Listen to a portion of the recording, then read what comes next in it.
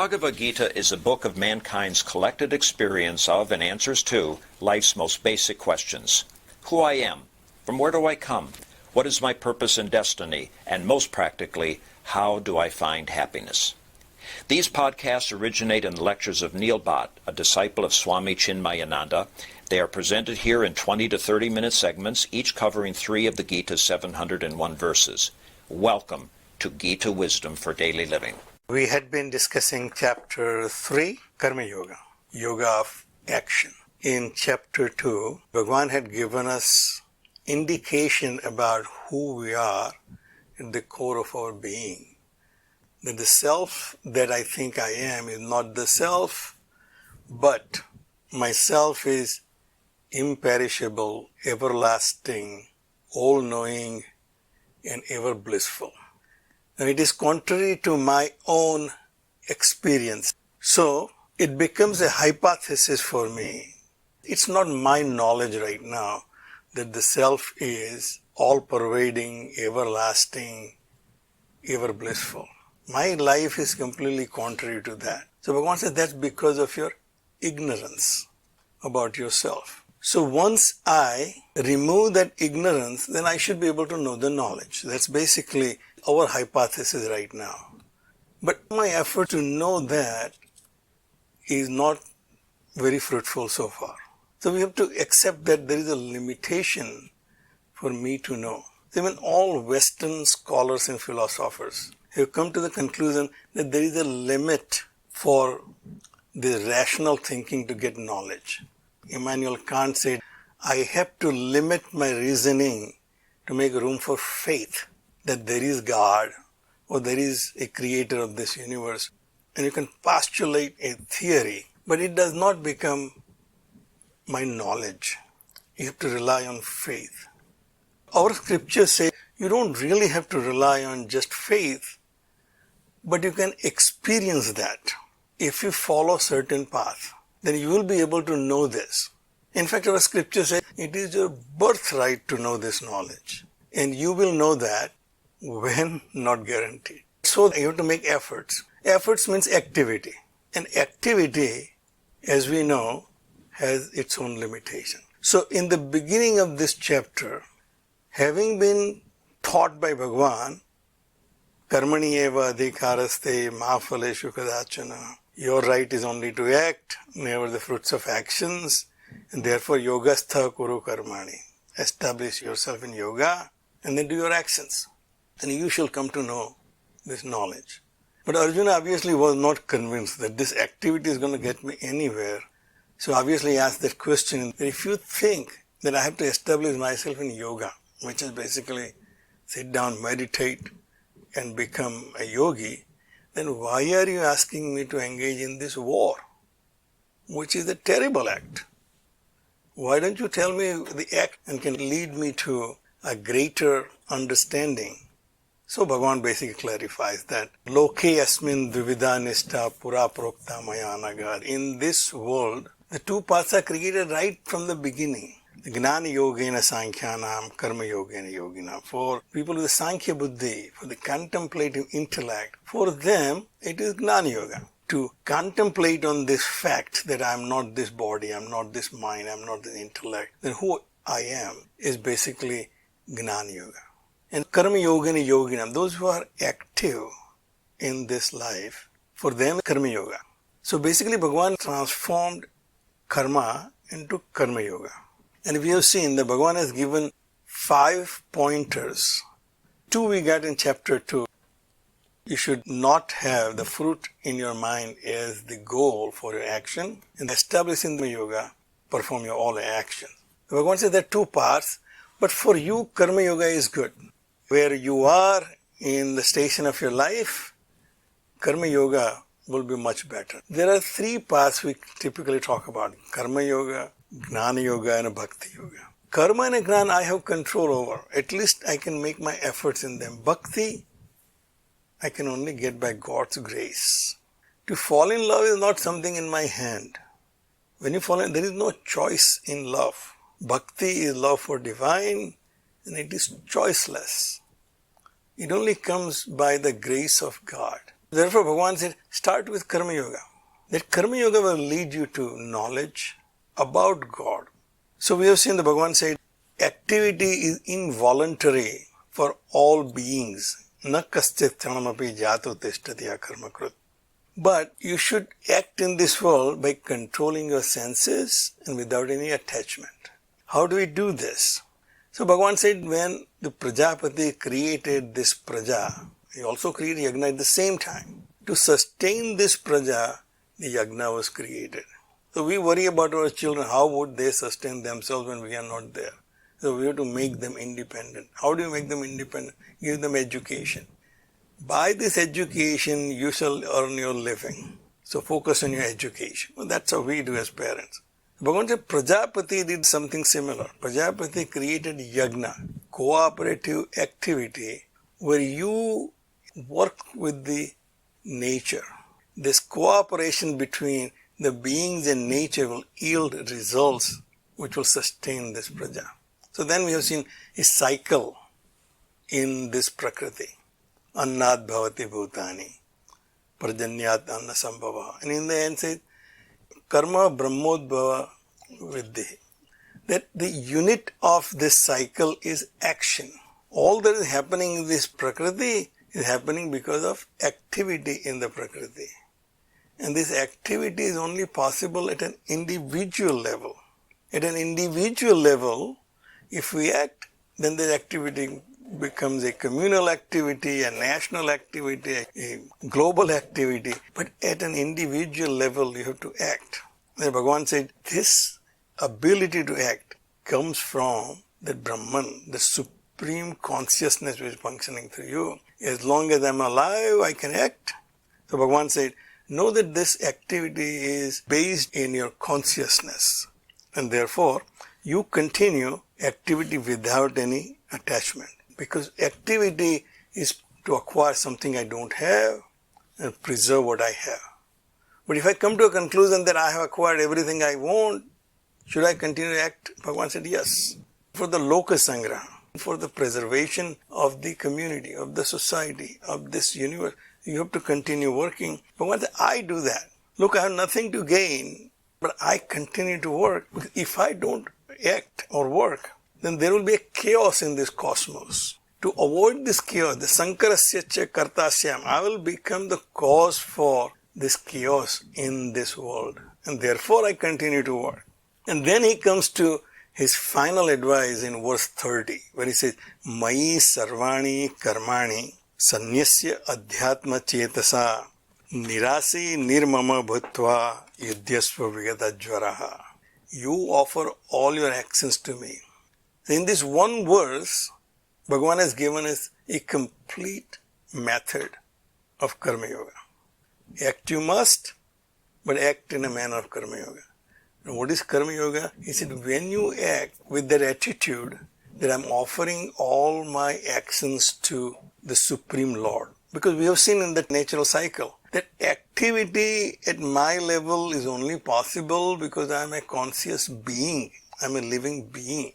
That life in me, that consciousness in me is not different than the consciousness which is all pervading. Therefore, I should offer all my activities to that supreme consciousness. Nirasi nirmamo bhatva. Without any desire for a particular result from my actions. And nirmama, not thinking anything is mine. Even this ability to act is not my own. This ability to act is God's gift to me. I did not do much to prepare that this type of body I will have, or this type of mind I will have, this type of intellect I will have. Well, this was given to me as my instrument. And I'm now just using them. If I have a better equipment than some other person, it's not something that I have done something. In this life at least. So Bhagavan said, Nirasi nirmamo bhutva. You become desireless and without any sense of agency that this is mine. Therefore, you should act according to your own dharma. Wherever you are, whatever the station you are at in your life, you should act according to that. Because you don't really have any choice but to act according to that. I can't suddenly wake up one morning and say, I really don't want to act as an architect anymore. It's too much. This business is not doing well for me. I'm going to become something else. Well, I don't really have an ability to change right away. So Bhagavan said, Swadharmam nidhanam sreyaha paradharmo bhayavaha. You act according to your own dharma, according to your own prakriti. Because to act like someone else is very dangerous. It may seem easy right now. It may seem glamorous right now. But because it is not your nature, you will fail eventually. And you will not make any progress. So therefore I said, even a wise person is also bound by his own prakriti. Even a wise person is not free from his own nature. He also acts according to his own nature, except that he does not consider that as his own nature. He considers this the nature of my body, mind and intellect. I offer all that I do to the Lord who is making me do that. You're bound by the Prakriti because you're part of Prakriti. Your Prakriti is basically who you are at this point. And therefore, know your nature and act accordingly. In Arjuna's case, he said, you're a Kshatriya, you're a prince who is responsible to protect others, and now you're in front of this enemy army. Your job is to fight this war. Same thing, that whatever station of life I am in, I should act accordingly. Prakriti works by likes and dislikes. So I have created the likes and dislikes by my experiences in the world of objects. Some experiences I like, some I did. These likes and dislikes reside in my senses, in my sense perception. Sense perception was pleasurable, I liked it. Perception was painful, I didn't like it. They are your obstructions, and therefore avoid them. If that is the case, just tell me, what is that force which makes people commit sins against their own will? Knowing this is not right, I commit that act and then I come to suffer for it. So Bhagavan said, Kama esha, Krodha esha. In the end, it came down to my likes and dislikes are the root cause of how I act. If I overcome my likes and dislikes, then it will be much easier for me to act in a rational manner. Why I'm not been able to do that? Is it because of the Kama and Krodha? This likes and dislikes create desire. The desire creates anger. This Kama is the root cause of all my problems. So Bhagavan said, therefore, consider them to be your enemies.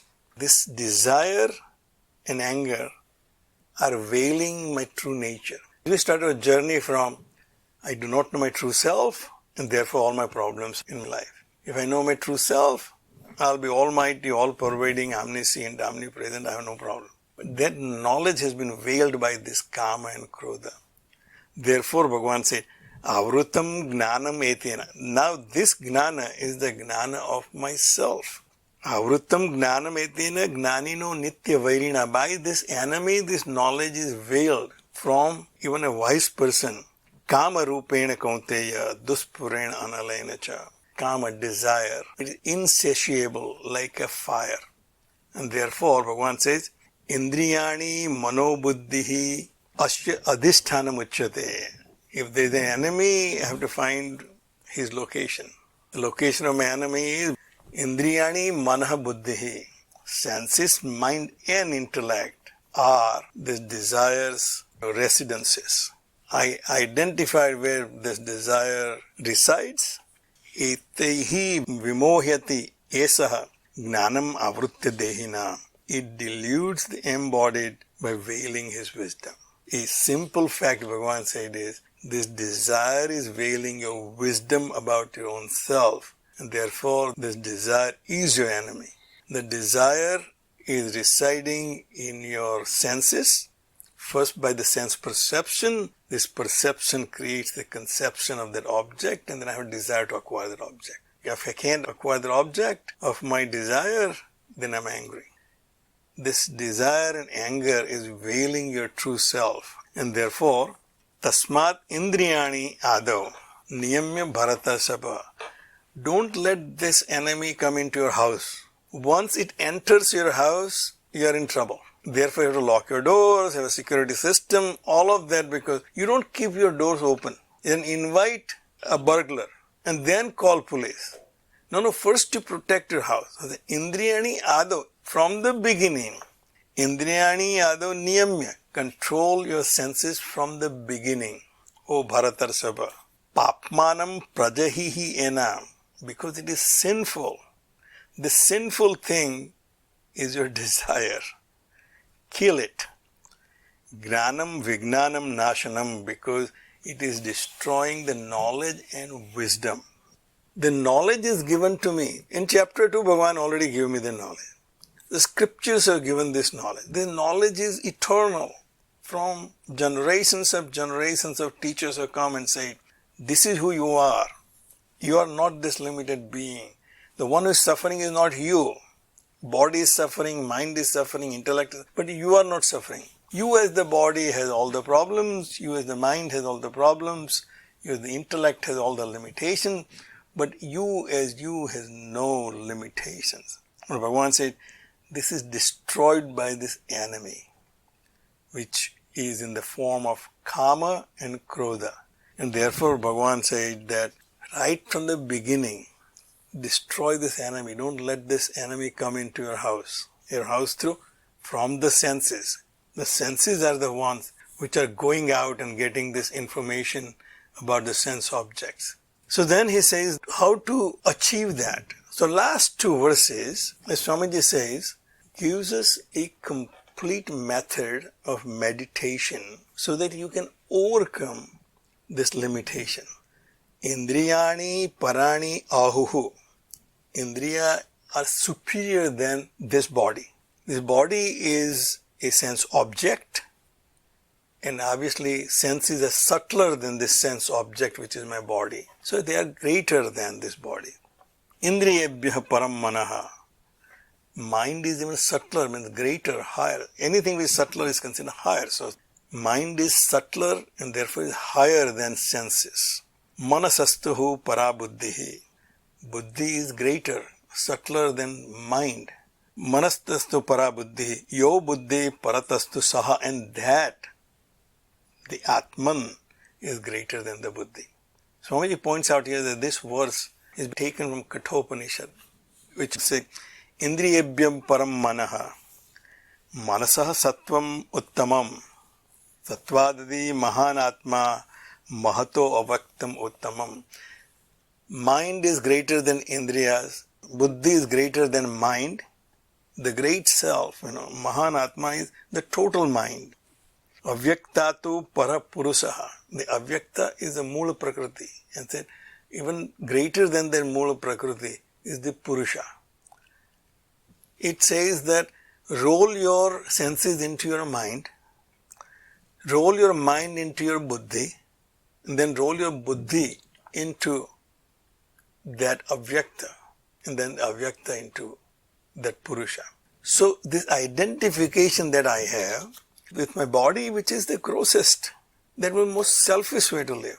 If I have an identification with the mind and intellect, I will be thinking about others. And then if I can get this identification to the higher level, I will be able to identify with the all-pervading self. So this is a technique right up front in chapter 3 Bhagavan gives out and says, start thinking about who you are at the highest level. And then in the last verse Bhagavan gives the prescription, Evam buddhehe param buddhva sanstabhya atmana atmana jahihi sastru mahabaho kamarupam durasadam. The goal of meditation, Bhagavan says, is to destroy this enemy which is of the nature of kamarupam, of a nature of desire.